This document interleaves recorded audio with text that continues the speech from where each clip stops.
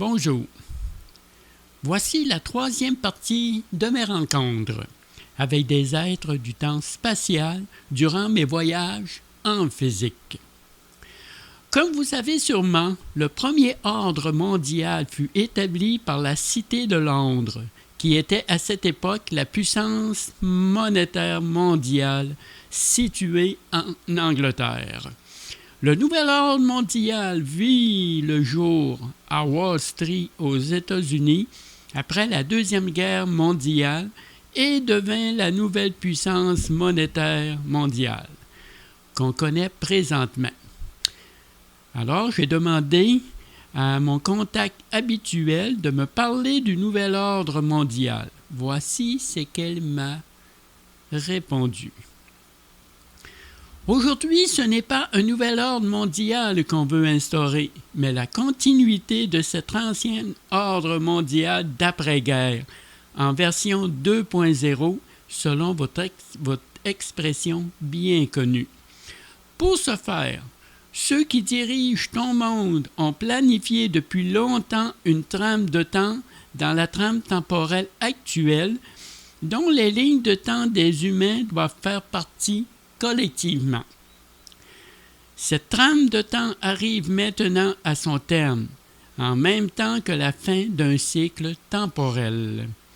L'ancien ordre mondial des maîtres de ton monde, sous le couvert d'un nouvel ordre mondial, qui en réalité n'en est pas un, mais la version 2.0 de l'ancien ordre mondial doit faire face à une nouvelle organisation planétaire mise en place par l'Alliance avec l'aide de la Régie planétaire. Les événements actuels s'accélèrent et la prise du pouvoir par les mondialistes faiblit de plus en plus chaque jour et leur trame de temps collective devient de plus en plus fragile face à la montée de la conscience humaine. Ce qu'il faut savoir, c'est qu'il y a 3 polarités énergétiques qui s'affrontent présentement dans ton monde. Une polarité négative, des forces de l'ombre, qui force les maîtres de ton monde à accélérer la mise en place d'une dictature sous l'appellation d'un grand reset. Une polarité positive que la Régie planétaire a mise en place avec l'aide de l'Alliance terrestre pour faire un grand renouveau de la condition humaine.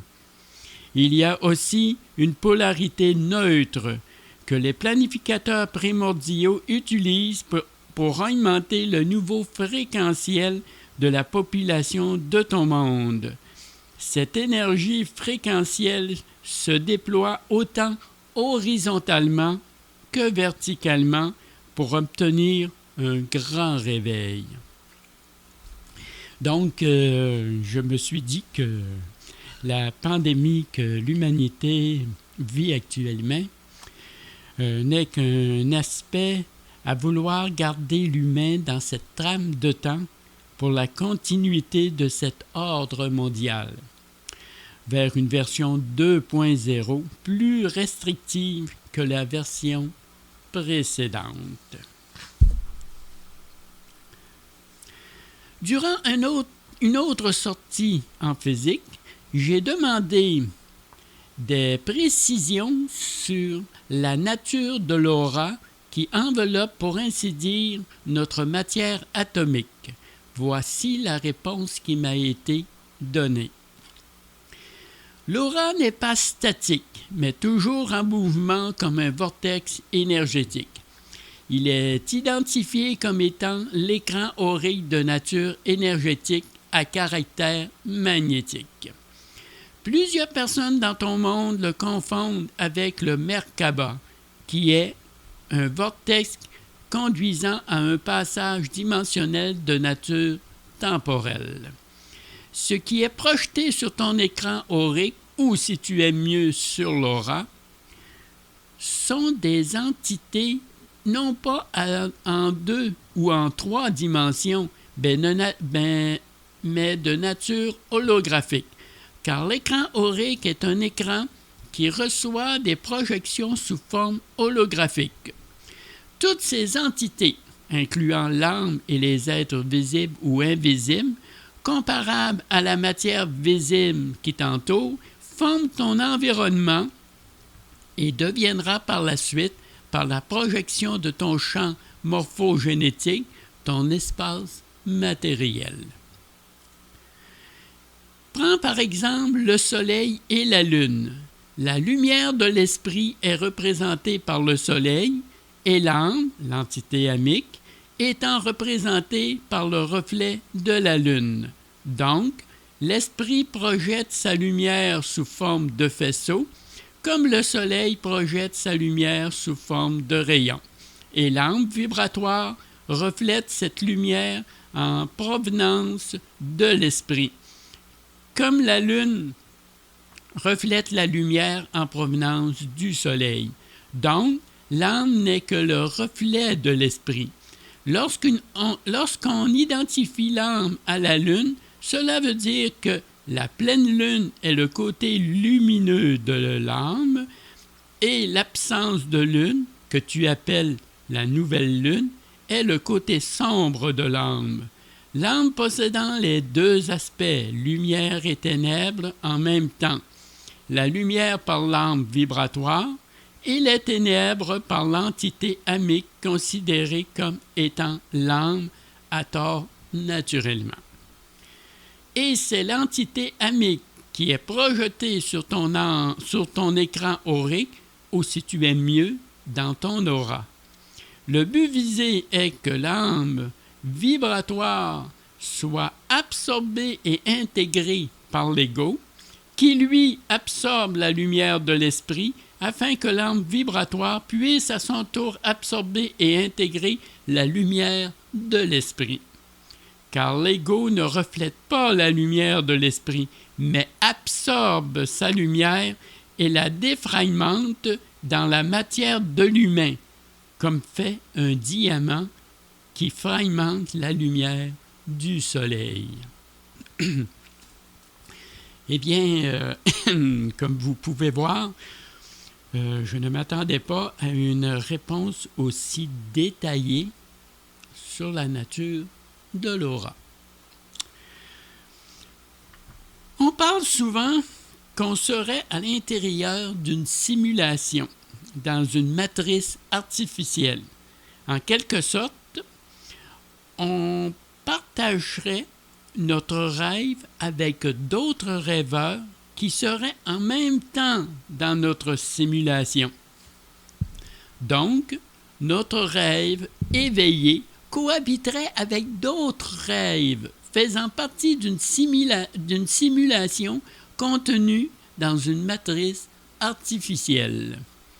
Alors, la question que j'ai posée à mon contact durant une sortie en physique, c'est comment on peut se sortir de cette simulation et du même coup, comment se sortir de cette matrice artificielle.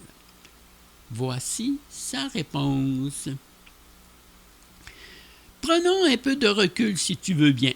Tu as une matière atomique, un corps physique de nature électromagnétique, un corps astral identifié souvent comme un double mémoriel et une matière électroplasmique. Tu as là tout ce que tu as besoin pour sortir de cette simulation. Il y a 3 actions que tu dois faire et surtout comprendre pour sortir de ce rêve éveillé. Tu as déjà réalisé un greffon et maintenant tu devras réaliser une imbrication et une fusion. Il faut comprendre que ces 3 réalisations se font la plupart du temps à l'insu des humains. Commençons par le greffon. Tu sais, je suppose, ce que c'est une greffe dans ton monde. Là, je me suis dit qu'elle ne voulait pas que je confonde une greffe avec une transplantation. Une greffe étant, par exemple, comme une greffe de cheveux, une greffe de moelle osseuse, le reste, là. Tandis qu'une transplantation est le remplacement d'un organe par un autre. Donc, elle continue. Pour ce qui te concerne, c'est de greffer la matière électroplasmique de la 4e densité à la matière atomique de 3e densité. Cette greffe se fait au niveau métaphysique. Le greffon commence par relier la chaîne d'ADN subatomique à la chaîne d'ADN atomique. Ensuite suivra les greffes des principaux organes par l'entremise des greffons cellulaires. Le tout se terminera par le recouvrement d'une membrane magnétique qui deviendra, par l'entremise du corps physique, un champ électromagnétique qui protégera l'unité dans une enveloppe comme un bouclier, l'ensemble du greffon. Lorsque ce processus sera terminé, commencera l'imbrication des deux matières. Pour cette deuxième étape, c'est de solidifier en quelque sorte le greffon. La greffe de la matière électroplasmique étant superposée au-dessus de la matière atomique doit maintenant s'intercaler l'une dans l'autre afin de devenir une seule et unique matière.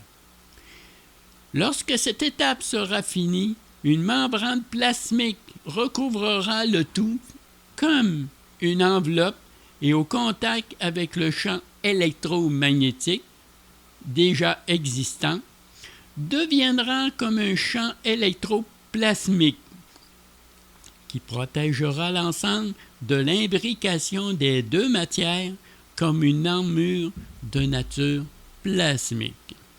Lorsque ces deux étapes seront terminées, la possibilité de sortir de la simulation de ce rêve éveillé sera devenue chose possible, car le rêveur contrôlera son rêve. Mais n'oublie pas que tout ce que je viens de dire fait partie du temps événementiel. Pour ce qui est de la fusion, cette dernière te permettra de sortir de la matrice artificielle de simulation pour entrer dans la matrice artificielle de terraformation. C'est le double éthérique qui fusionnera avec les deux matières imbriquées, c'est-à-dire la matière électroplasmique et la matière atomique, formant une matière de cristal diamanté.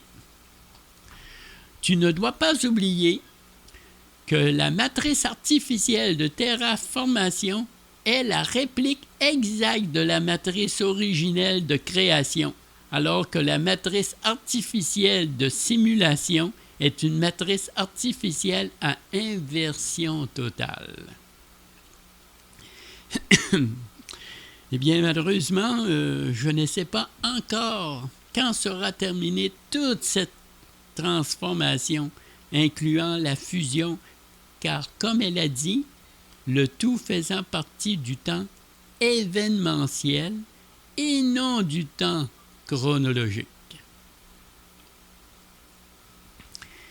Dans une autre de mes sorties en physique, j'ai demandé s'il y avait une différence entre faire une mise à la Terre et faire une prise à la Terre. Voici sa réponse. Faire une mise à la Terre est un processus qui fait en sorte de te débarrasser du surplus de l'électricité statique que tu accumules dans le corps, c'est-à-dire dans la matière atomique. Faire une prise à la Terre est le processus qui fait en sorte de te connecter à l'énergie tellurique pour la faire circuler dans ton corps, c'est-à-dire dans la matière atomique. Habituellement, le pied droit fait la prise à la Terre tellurique et le pied gauche fait la mise à la Terre qui a comme effet de faire circuler l'énergie tellurique dans ton système nerveux qui est en passant le circuit électrique de l'humain. Donc, on peut dire que la prise à la Terre fait circuler l'énergie de manière à évacuer l'électricité statique par la prise de l'énergie tellurique. Cette électricité statique que tu accumules dans ton corps est le résultat du rayonnement électromagnétique que l'humain subit quotidiennement dans son environnement hautement électrifié. Il va sans dire que le meilleur moyen de faire une prise tellurique à la Terre, doublée d'une mise à la Terre, est d'avoir les pieds nus dans l'herbe humide, car l'humidité favorise le contact avec l'énergie tellurique pour faire une mise à la terre de bonne qualité. Si l'herbe est sèche, il suffit simplement de l'humecter avant de faire la mise à la terre. Mais malheureusement, vu que tu habites au Québec, et c'est la même chose dans plusieurs pays d'ailleurs, il est impossible de faire une mise à la terre dans l'herbe l'hiver. Donc, il faut avoir un mécanisme qui reproduit cette mise à la terre que les humains peuvent faire si facilement dans l'herbe l'été. Je vais t'expliquer un processus facile à faire chez toi. Il suffit d'enrouler un fil de cuivre sur une planche de bois et de relier ce fil de cuivre à une tige de métal plantée dans la terre. Ceci permettra de faire ta mise à la terre afin d'expulser le surplus d'électricité statique dans ton corps. Ce processus fonctionne à partir des électrons libres de la surface terrestre et avec l'entremise de ton système nerveux deviendra le canalisateur d'expulsion de ce parasite statique. Mais il y a une différence, rappelle-toi, entre une mise à la terre et une prise tellurique à la terre. Donc, le processus est un peu différent pour une prise tellurique à la terre. Il s'agit toujours d'avoir un fil de cuivre enroulé sur une planche de bois, mais cette fois-ci avec un cristal de quartz en son centre, connecté à un tuyau de cuivre possédant à sa base également un cristal de quartz. Ceci te permettra de faire adéquatement ta prise tellurique à la terre, car le cristal de quartz est piézoélectrique et va amplifier en quelque sorte la prise tellurique à la terre.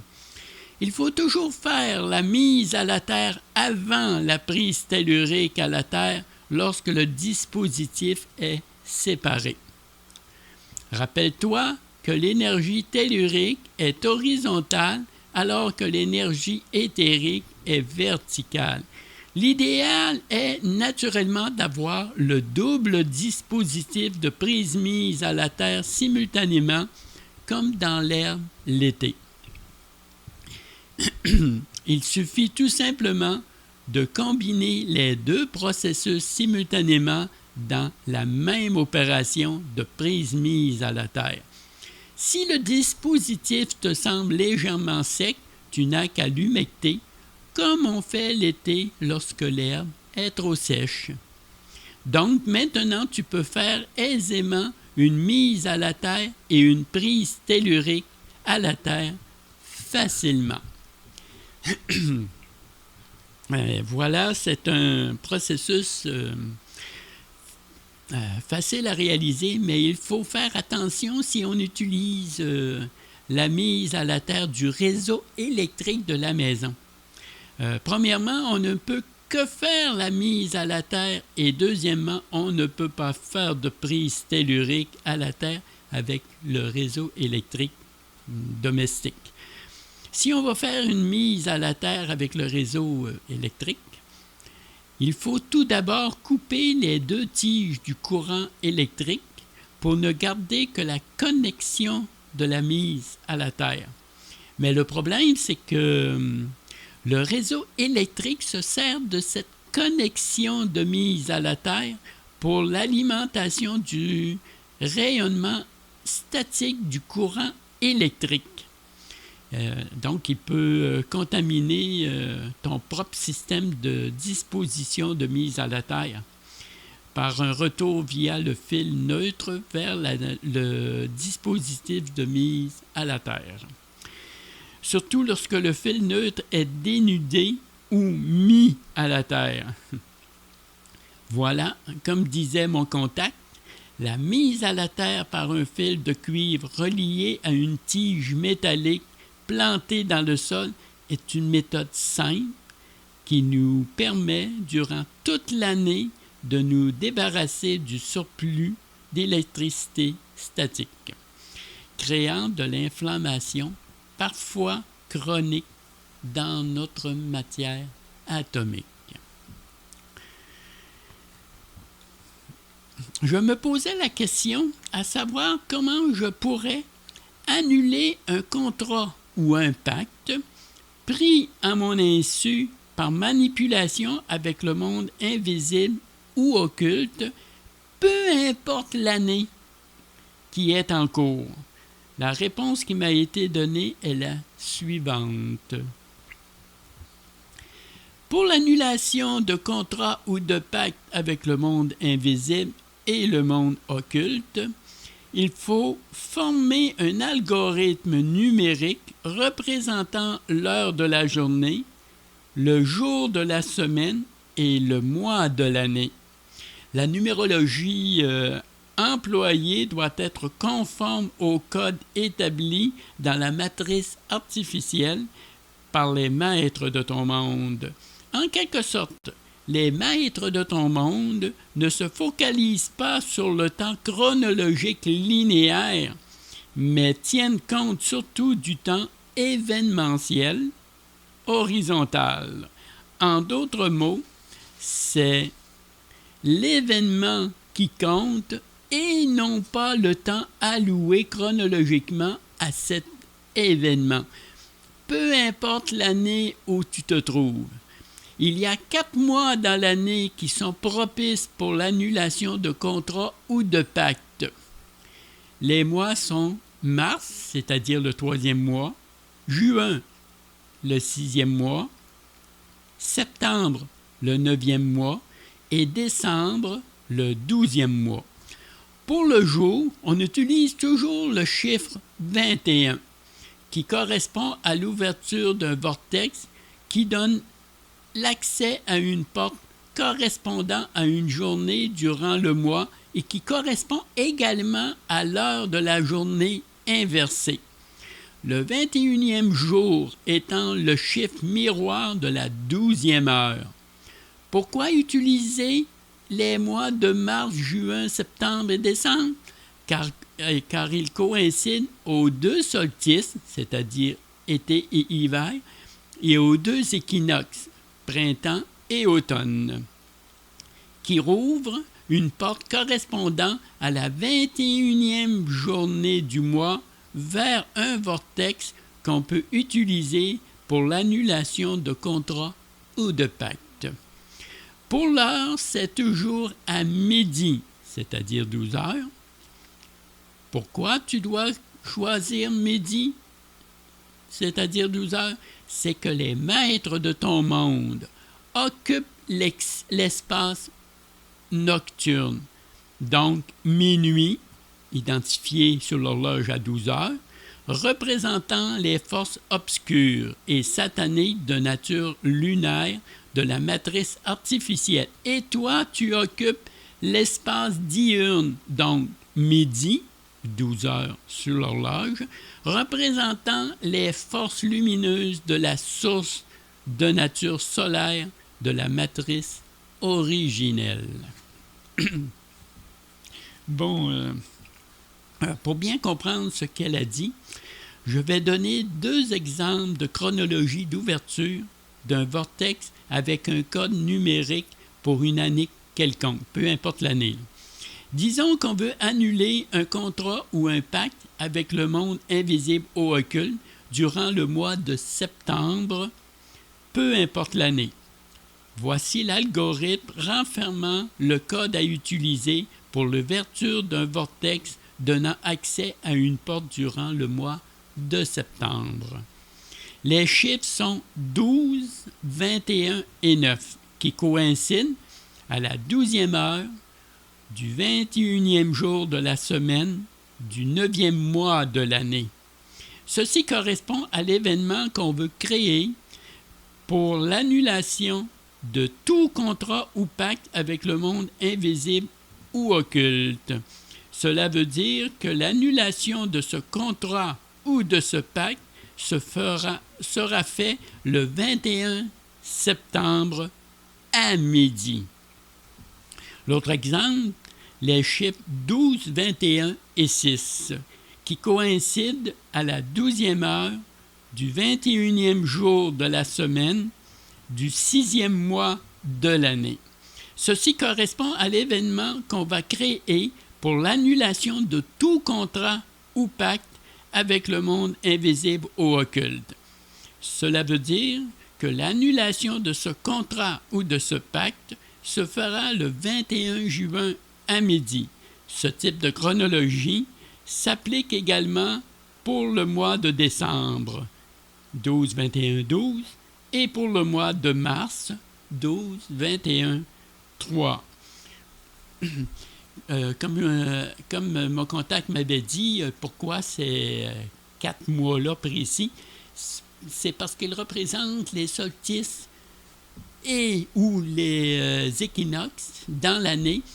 Et solstice et équinoxe équivaut naturellement à une ouverture de vortex qui représente pour nous ici dans la matrice artificielle le changement de saison. C'est tout simplement pour cette raison qu'on utilise ces 4 mois-là. Donc, si vous voulez annuler un contrat ou un pacte avec l'invisible, que vous soyez ou non conscient de ce pacte-là ou de ce contrat-là, eh bien, on prend ces 4 mois-là dans l'année avec l'ouverture des vortex et le changement de saison qui correspond au 21 et naturellement à midi qui correspond l'état diurne où qu'on doit faire l'annulation. Maintenant, je vais terminer cette 3e partie par le protocole qui m'a été donné qui va nous permettre d'annuler un contrat ou un pacte avec le monde invisible ou occulte en respectant l'algorithme ci-haut mentionné. Voici le mode d'emploi d'annulation de contrat ou de pacte. Déposez sur une table un pentagramme à double triangle inversé représentant la matrice originelle de création et la matrice à inversion totale. Y est déposé au centre un sablier représentant l'écoulement du temps passé, présent et futur, mettant fin à tous les contrats ou pactes en vigueur présentement ou à venir. La formule ci-bas mentionnée, la formule que je vais dire tout à l'heure, devra être dite à haute voix en y mettant notre attention à l'intérieur d'1 minute, se basant sur l'écoulement du temps chronologique du sablier. C'est parce que visuellement, le sablier, lui, représente le temps chronologique. Et moi, je prends toujours un sablier d'1 minute, un sablier de cuisson, peu importe, et en me focalisant sur le sablier qui détermine le temps écoulé pour faire l'annulation de ce pacte ou de ce contrat. Et je prends toujours l'heure, c'est-à-dire midi, je prends toujours l'heure en fonction, comme moi ici, en fonction de l'heure qui est marquée sur le décodeur. Moi, c'est Bell Express Vue, là, sur le décodeur, parce qu'il représente le décodeur, l'heure, représente une heure des maîtres du monde. On sait très bien que la télévision, l'Internet, tout ça représente des communications avec les êtres du monde, avec les maîtres du monde. Donc, en prenant cette heure-là, ce qui fait partie de l'algorithme au niveau des maîtres du monde, de l'heure établie par les maîtres du monde. Donc, voici la formule d'annulation. J'annule en conscience de cause tout contrat ou pacte obtenu avec ou sans mon consentement explicite avant, pendant et après mon séjour dans ma zone de création de troisième densité. J'annule également en conscience de cause tout contrat ou pacte, passé, présent ou futur, obtenu par manipulation de mon consentement dans cette matrice artificielle à inversion complète de troisième densité avec l'aide ou non de l'astral, le tout prenant effectif immédiatement sans délai subjectif. Voilà, j'espère que vous avez apprécié cette incursion dans mes voyages en physique. Je tiens à vous rappeler que lorsque je suis conscient, c'est un voyage en physique, mais lorsque je suis endormi, donc inconscient, c'est un songe que je fais en physique. À ne pas confondre avec le voyage astral, conscient, ou le rêve, qui sont tous les deux de nature astrale. Je vous dis donc à la prochaine.